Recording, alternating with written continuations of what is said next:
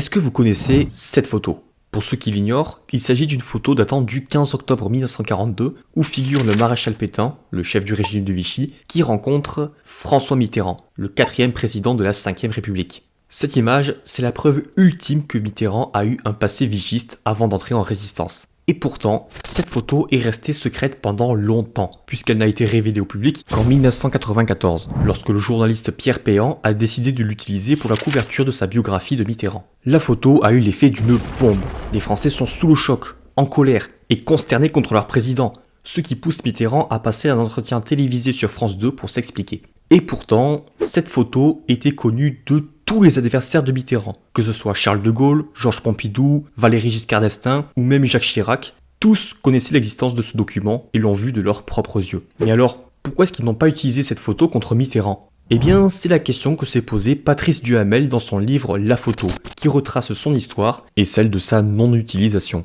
Et c'est de ça dont on va parler aujourd'hui. L'histoire commence en 1965. Les élections présidentielles approchent et les sondages donnent le président de Gaulle et Mitterrand en tête du premier tour. Mais l'écart est serré, la victoire de Gaulle n'est pas assurée. Alors le ministre de l'Intérieur Roger Frey a une idée. Il montre au président la photo du 15 octobre 1942, qu'il a obtenue grâce au sous-préfet de Toulon, qu'il a acheté à un collectionneur. Et il lui propose de la révéler publiquement pour gagner l'élection et mettre un terme à la carrière du candidat socialiste. Sauf que De Gaulle refuse, car il ne veut pas faire des attaques personnelles contre son adversaire. Il ne veut pas faire de la politique des boules puantes. Il ne veut pas que la fonction présidentielle soit salie si Mitterrand venait un jour à l'occuper. Et il ne veut pas non plus raviver le souvenir traumatisant de la collaboration aux Français et les diviser à peine 20 ans après la libération. En bref, De Gaulle veut faire passer l'intérêt général avant son intérêt personnel. La photo est donc gardée précieusement au ministère de l'Intérieur et au siège du mouvement gaulliste au cas où De Gaulle changerait d'avis, ce qu'il ne fera pas, et il remporte les élections avec 55% des voix.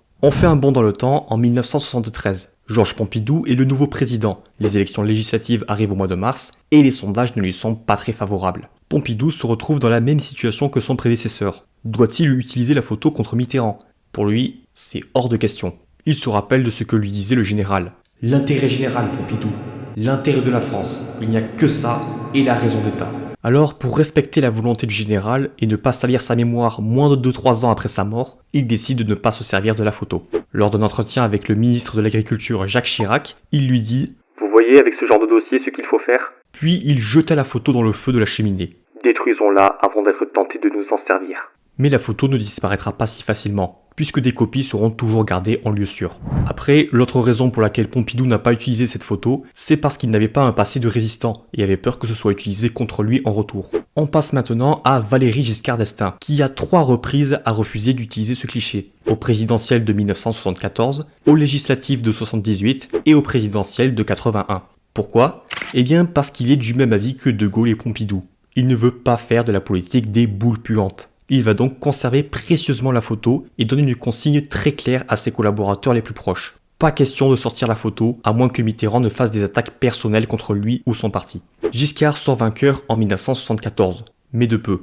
De même pour les législatives de 78, mais en 1981, c'est Mitterrand qui l'emporte et qui devient président, puisqu'aucune occasion de sortir la photo ne s'est présentée pour Giscard. Pendant la campagne de 1981, je n'ai utilisé aucun des arguments hors de la politique contre Mitterrand.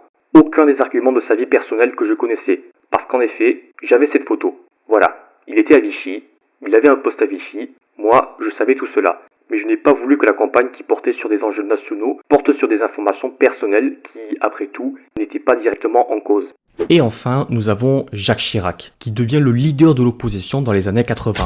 Lui aussi a eu connaissance de la photo, par le biais de Charles Pasqua, qui lui demande s'il compte utiliser la photo. Ce à quoi Chirac répond « Ça ne serait pas convenable ». Comme Giscard, il décide de ne l'utiliser que si les campagnes électorales deviennent trop belliqueuses. Mais ça n'arrivera pas. Ni aux législatives de 1986, ni aux présidentielles de 1988. Quand la photo est finalement rendue publique en 1994, Mitterrand est sur la fin de son mandat, et bientôt de sa vie. Alors malgré le choc de la révélation, elle n'a eu aucun impact sur la vie politique française. Et lorsque Mitterrand s'éteint en 1996, il meurt sans jamais avoir su que ses adversaires avaient une véritable bombe politique, mais ne s'en sont jamais servis. Donc pour conclure, qu'est-ce qui se serait passé si la photo avait été révélée publiquement avant l'élection de Mitterrand ? Est-ce que sa carrière politique se serait terminée d'un seul coup ? Sans vouloir faire de l'histoire alternative, on peut en conclure que sa réputation aurait été ternie et qu'il ne devienne sûrement jamais président. Mais il aurait très bien pu en réponse utiliser d'autres scandales auxquels étaient mêlés de près ou de loin ses adversaires contre eux, comme l'affaire des diamants de Bokassa, l'affaire Markovitch ou l'affaire des emplois fictifs de la mairie de Paris. Tout ça pour dire que révéler l'existence de la photo aurait très bien pu être un acte destructeur pour tous les camps.